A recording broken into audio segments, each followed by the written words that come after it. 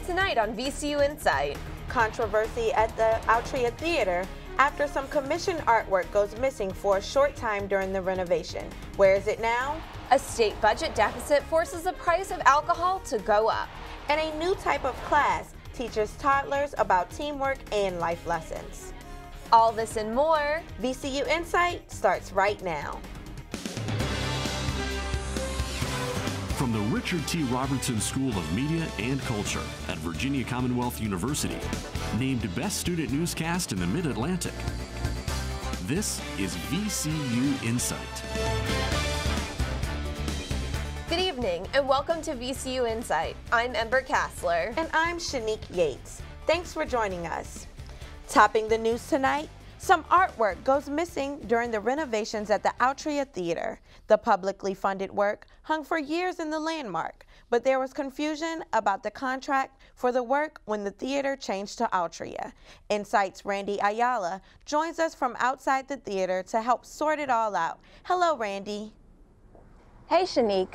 The artwork has since been located in storage here at the Altria Theater, but the artists responsible for the work aren't happy about the confusion and wonder where it will end up next.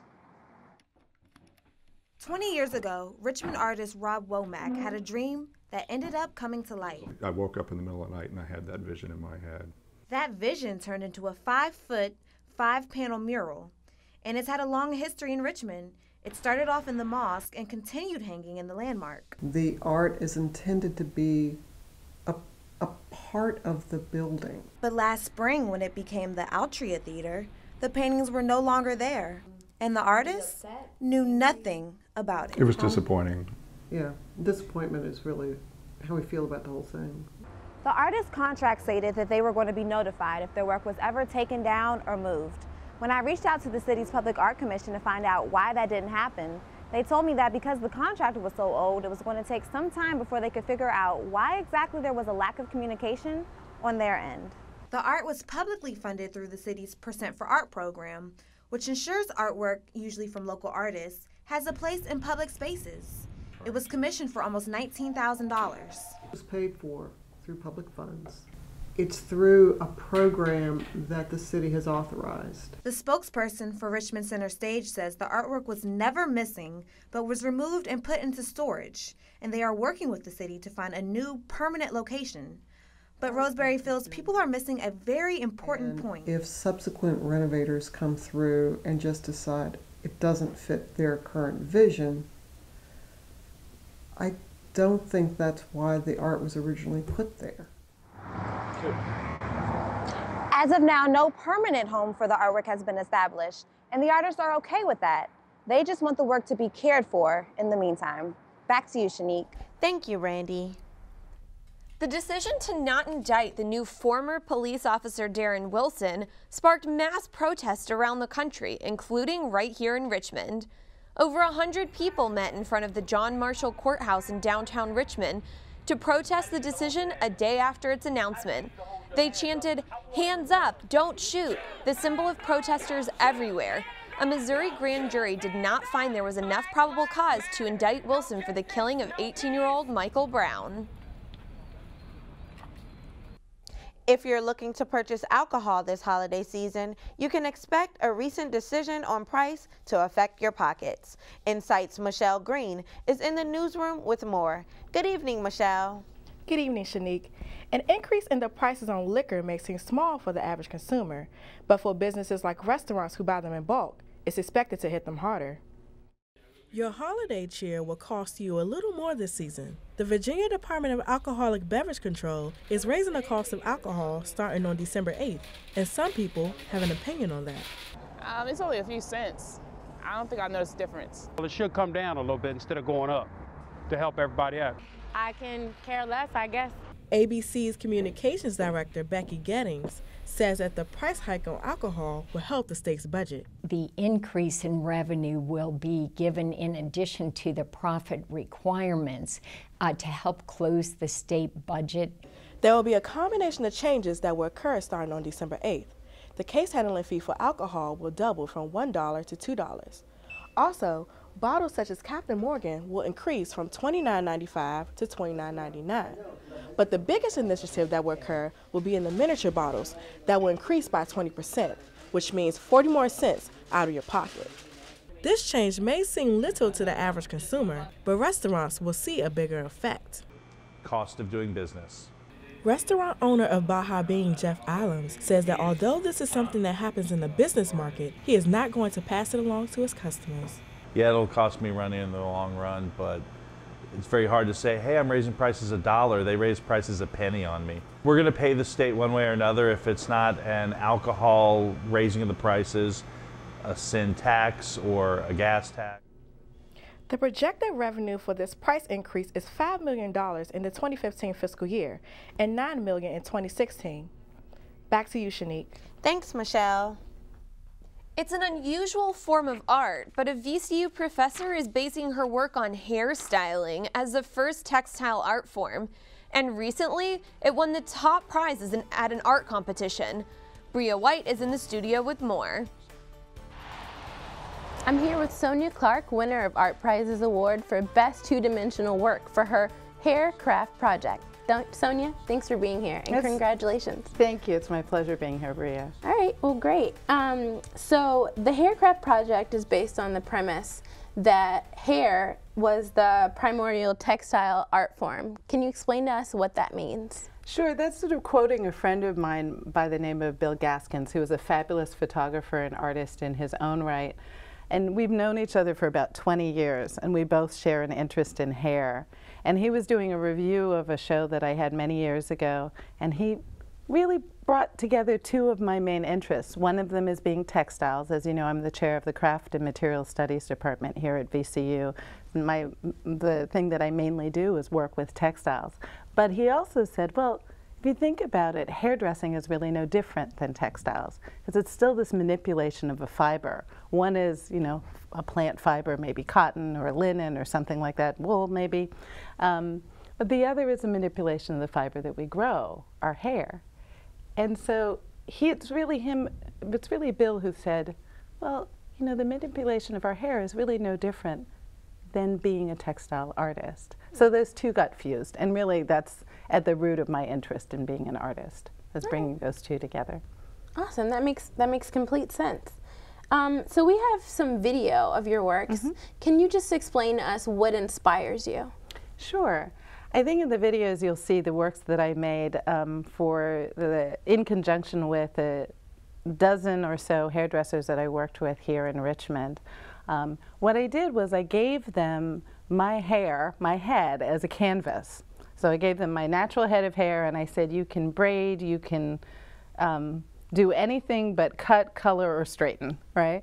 And I wanted them to exhibit their talent as hairdressers, their talent as artists, but to use my body as the canvas for that. Because for many years, excuse me, for many years, I've thought of hairdressers as being like my heroes, like the most talented artists that are out there. And I wanted to be in collaboration with them, and this is a way that I could do it. Well, what do you want people to take away from your work? Well, I'm hoping, like many artists do, that the work continues to have a dialogue with the people who are in the audience that view it. In this case, the Haircraft Project was an effort in which I sort of think of myself as being the director of the project. I gave all of these hairdressers here in Richmond this charge of doing my hair. So it already belongs to that community of hairdressers that I had the privilege to work with. But then it also belongs to the community of the audience, which was a very diverse audience that came to the show at 1708 Gallery. And I'm hoping that those people, and I know that many of them this did happen, that they continued to think about the talent of the hairdressers, their skill in their hands, the legacy of hairdressing, and this wonderful art form of hairdressing. And that's all I could ask for. And I'm hoping that that carries on in their minds and imaginations. And if it does, then the artwork is successful, in my opinion. Okay, quickly, what's next? Oh, I'm doing all sorts of things next. A lot of future collaborations with some of the same hairdressers that I had the privilege of working with here in Richmond. A few that'll be in other cities like Boston, and some other museums where I'll be doing some similar projects. But a lot of things having to do with hair, having to do with textiles, and having to do with celebrating that legacy. All right. Well, again, congratulations. I've been speaking with Art Prize winner Sonia Clark. Sonia, thanks for being here. My pleasure. Thanks, Bria. During the fall and winter season, outbreaks of norovirus are common. What's shocking is that the CDC says 50% of this vomiting bug may come from your local restaurants. InSight's Brian Coles is in the newsroom with more. Good evening, Brian. Good evening, Ember. It's sometimes known as the cruise ship virus, but norovirus can be created anywhere food preparation occurs. This can be tricky because restaurant workers don't receive paid sick leave and often don't want to lose money. But this time, the restaurant workers are vying for a change. When walking into an Irani kebab house, you notice customer service by waitress Pegah Rahmani. Rahmani works long hours at an hourly wage serving customers. However, if Rahmani gets sick, she does not get paid. It's a problem that most restaurant workers face as they are not offered paid sick leave. Like, I mean, money is like a way of survival, but if I'm feeling sick, like really sick, I'm not gonna risk my health to come in and get other people sick. This winter season, the Virginia Department of Health has received numerous calls about norovirus. Richmond District epidemiologist O.K. Yuta fields many of these calls about the vomiting bug and how they can originate at local restaurants. You have a food handler that is ill, that has norovirus. And so that food handler is, rather than stay home, that food handler is then preparing food and then contaminating the food to other people. Restaurant employees are required to notify supervisors of symptoms of norovirus or any other health symptom, but that's not always the case. For some employees, they have families to feed and bills to pay. For those in Virginia, no work shift means no money. When it comes to Irani, restaurant co-owner Sajguta Sajid says it's important to create a compromise with the employee. And I would rather work that shift for the employee if I can't find anyone else. I'd rather work, and I've done it many times that I've worked that shift, but I won't let a sick employee work in the front or in the back for me. Labor groups and customers around Virginia are lobbying for a change in paid sick leave. In order to battle norovirus, the health department recommends that you physically wash your hands instead of using hand sanitizer. Back to you, Ember. Thank you, Brian. The story of a young woman born into slavery right here in Central Virginia has sparked the interest of a former actor and filmmaker, Tim Reed, whose studio has been located in Petersburg for 18 years, has started working on this new project. The documentary is the story of Elizabeth Keckley, who many historians call the Coco Chanel of the slave era. It's produced by actor and filmmaker Tim Reed, and Reed says the story is so riveting, it wasn't hard to get people to listen. An easy story to get people interested in because it's so fascinating. Reed owns New Millennium Studios in Petersburg. He says it isn't always easy to find the facts on someone who's been gone so long. It's difficult to follow the facts in such a linear way. You don't change the facts, but you want to dramatize the scene to give people a better feel of what life was like. Reed says he was drawn into the story of Elizabeth Keckley when he saw how she was portrayed in Spielberg's Lincoln. And after funding through the Cameron Foundation and Dominion Power, he put his research into the documentary. Research that led Reed to historic areas in Central Virginia, like right here in Dinwiddie County, where Elizabeth Keckley was born into slavery on a plantation just 6.2 miles from this historic courthouse, a place where historians researched to find facts to share about Keckley's life. Reed found help in the Dinwiddie Historical Society, which has an interesting link to the story. At all, because Elizabeth Keckley wrote a book, her autobiography. Reed says his research led him to information about Keckley that he was sure would bring into context many of the things that she went through in her life. Did some extraordinary things. Reed says that as the documentary comes to an end, a lot of thought is being put into placing the story of Keckley into film festivals. A public exhibition showed Richmond's Monroe Park under different lights. This year's InLight Richmond, a light-based art and performance exhibit, was held at Monroe Park. InLight 2014 kicked off with the Community Lantern Parade, with the Lantern Workshop on the steps of the Sacred Heart Cathedral. Large format projections and interactive exhibits that illuminated walls, trees, and benches could be seen in and around the park. The event gives people a chance to see contemporary art outside of a gallery. And another community art fair is in the making after a year-long break. The RVA Street Art Festival will return next September, just days before the 2015 UCI World Bicycle Championships. InSight's Cameron Vigliano reports on this growing event. This will be the third RVA Street Art Festival to take place, and as Councilman John Beliles of the 1st District says, you can expect next year's event to be much better than the previous two. Each year we've ramped it up a little bit. The festival is a 4-day showcase where artists give old industrial sites a makeover through works like murals or sculptures. The event first debuted in 2012 at a power plant along the Canal Walk downtown, and the second Street Art Festival was last year at the GRTC bus depot. But what will make the 2015 RVA Street Art Festival bigger than ever is the new location. The Southern States Silos, a behemoth of an industrial site, seen by thousands of people on I-95 every day. It's the exposure from I-95 and the fact that street art will be completed just before the World Bike Championships that excites Beliles. There'll be a lot of people in town that have never been to Richmond before, and there'll be millions watching on TV, and they'll be able to see what we can accomplish next September. Creative firm Release the Hounds will organize the event. Founder John Mills told me the event aims to raise money for children's art programs while revitalizing rundown eyesores through art.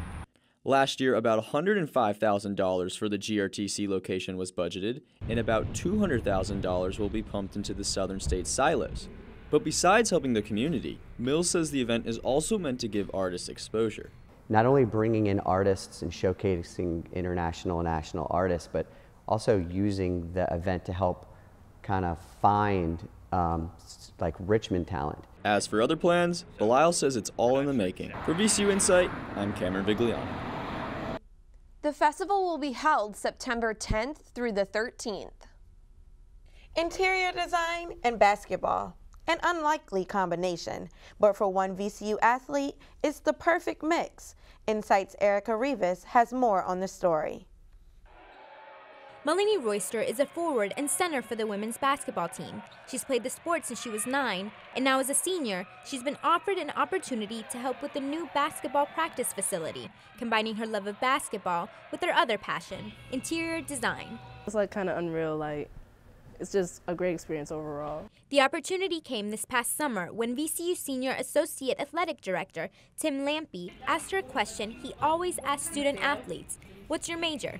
I just happened to be working on some interior design issues with the new basketball facility, and she said she was in interior design. I was like, how cool would that be for a women's basketball player to get involved with interior design for the facility she's going to be practicing in.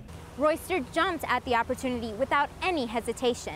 Since then, she's been meeting with architects and designers and bringing a new and unique perspective to the table. As a student athlete, she knows exactly what this facility needs.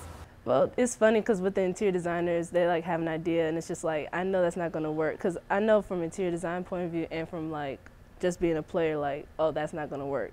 Lampy says the goal is to make the new facility somewhere student athletes feel comfortable. He says Royster is the key to designing that. Sometimes we try to get over the top with some of the things we're trying to do in the facility, and she'll either tone it down or change it a little bit, and we're very fortunate to have that perspective at the table with us. It's like a great experience. Like, they really value what I say. More valuable is the impact her involvement will have on future student athletes. For VCU InSight, I'm Erica Rivas. The construction of the new facility is moving on schedule and is set to be finished before next year's basketball season. If you're ever wondering how some high school athletes get recruited, you will be interested in hearing about Playmaker Mixtapes. The creator of the Recruiting Profile website has been helping students get scholarships. Adam Epstein is in the studio to find out more. I'm here with the developer of MakePlays.com, Brian LaRussa, who has been scouting highly recruited athletes and creating highlight reels. Brian, thank you for being here. Thanks for having me. So basketball fans, they'll spend hours watching highlight reels, but how do you get the casual fan to come to your website, and what exactly does your website do? Well, we created MakePlays.com for the purpose of covering the top athletes in our region, and we have several athletes that are ranked top in the nation, highly sought after recruits, and so we show up at the games, they make big plays, and we have video coverage. We post those highlights on our website, and they have great followings, sending just their whole fan base to the website. Everybody has a good time commenting. It's just a great atmosphere. And so I guess Kenny Williams, who just committed to VCU, would be a good example of the kind of player you get. But how do you choose the athletes, and do the athletes choose you? Well, there's a little bit of both, because a player like Kenny Williams is known all across the country. He happens to be right here in Richmond, but everybody across the country in the basketball world knows about Kenny. So we already know about Kenny. We will go cover Kenny, but in the meantime, everybody who's on the court with or against him will also be able to benefit from us being there, because we will get that video coverage and we will promote any player who has a good game. We get them a recruiting profile on the website. They don't even pay a dime for it. So both of them will benefit from that. Well, let's take a look at the website here. We've got some video of it. What do you want people to see when they go to their website? What do you want to catch their eye? Well, the first thing is you have your featured top 5 videos per month, basically. And what we'll do is we'll create a nice poster for basically just a cover poster of the video. It's very entertaining. The kids love to see the posters. They share them on social media, and it's enticing, and it makes you want to click. And so you have videos like this, just amazing dunks. I mean, that's got to create a lot of traffic on the website when you've got crazy highlights like that. And as you see, the crowd goes crazy, and there's anywhere from 1,000 to 5,000 fans in the gym at one time. Everybody goes home and they're all talking about it. Well, we were the ones there. We covered it. We got it on video, and we posted it online. The website just blows up after a big play like that. And you told me before, social media is a big part of this. If you get like a big athlete to retweet you or something, how much traffic does that just crazy make on the website? It is significant. These players, these athletes today are really treated as superstars. And they're like 16, right? 16. I mean, I've seen kids with 55,000 followers on Twitter, on Instagram, and a single retweet can yield up to about 30,000 views in about a month. Now, to dedicate yourself to go into so many basketball games, you have to be a huge fan. I know you're an assistant coach at Bishop Sullivan, but have you ever thought about changing to any other sports for your website? Huge fan, love the game, been coaching, working camps, training kids. Football, definitely. We're not fully, I guess, engulfed into the football world yet. But it's definitely in the plans. I know there's a huge market. But basketball for now is the way to go, because it's a huge market. Absolutely. I've been speaking with Brian LaRussa, creator of Playmaker Mixtapes. You can visit his website at www.makeplayswithaz.com. Brian, thank you so much for being here. Thank you. It's been great. VCU's pep band, the Peppas, are a well-known group of musicians who are always trying to find ways to step up their game. This year, they decided to start doing a Haka war chant at the start of each VCU basketball game that's controversial to some. Jumping from performing pop music like this last year to their new Haka war chant this year, it's clear the Peppas like to make a name for themselves. Although the change may seem like a total contrast, Peppa's band director, Ryan Kapashi, says a lot of thought went into the new chant. We did extensive research to make sure that we were very culturally aware and culture sensitive, and that we performed it respectfully. A Haka war chant is a traditional dance that was done by the Maori people of New Zealand before battle. The fact that the Peppas are doing this traditional war chant before basketball games without any cultural ties to it is causing somewhat of a stir. Although band members and fans here at the game are enthusiastic about the new chant, not everybody shares that opinion, and some people think it's taking things a little too far. August Wade, a student here at VCU, would say that the chant is inappropriate for a number of reasons. Most prominently, it goes along with this culture we have, whereas especially Westerners, we take things that belong to other cultures and incorporate it into our culture and just beat it to death and burn it out until it's not special anymore. And finally tonight, a Richmond tennis coach hopes to serve some important lessons to toddlers. Through her class and new children's book, she teaches the toddlers tennis skills and important life lessons. InSight's Will Gilbert reports. Melissa McAleese's 5-year-old daughter Megan has a new reason to be excited to wake up for school. Yeah, every day she asks me, do I have tennis today? So she loves it. Megan has been taking part in local tennis coach Becky Holmes' toddlers and tennis class. Holmes started teaching the class 2 years ago, but recently added a new component to her teaching, a book aimed at the 5 and under set she wrote called Totally Tennis for Me. I really just wanted to write the book because I thought it would just be a fun tennis story to get kids inspired to get into the sport. Holmes, who has been playing the sport since she was 4, incorporates her background as an elementary school teacher into her classes. We learn colors, we learn shapes, we learn numbers, we learn letters and sounds, so it's just combining kind of everything into one class when I teach tennis. The kids use equipment like this to play what they see as a game, but parents know that they're actually learning life lessons. I am a tennis player myself, and so I was really hoping she might start learning a little bit of it, but mostly have some fun and get some exercise. The book tells the story of a preschool girl learning tennis for the first time to make friends and gain confidence. Holmes sees the same progress in the students in her classes. I not only see them with their tennis skills being increased, but I also just see their confidence getting increased. I've had some kids start my class and they're so shy. In the midst of a game of snow cones and volleys, that shyness melts away. For VCU InSight, I'm Will Gilbert. Holmes hopes this inspires other programs around the country and possibly would like to get involved with motivational speaking through sports. And that's it for this edition of VCU InSight. Make sure to check out our website at insight.vcu.edu. You can also follow us on Twitter, Instagram, and Facebook under VCU InSight. Contact us with any stories you'd like to see on our show. And if you missed our show or would like to watch it again, you can find us on YouTube at VCU InSight. Thanks for tuning in. I'm Shanique Yates. And I'm Ember Kassler. We'll see you next time. Yeah.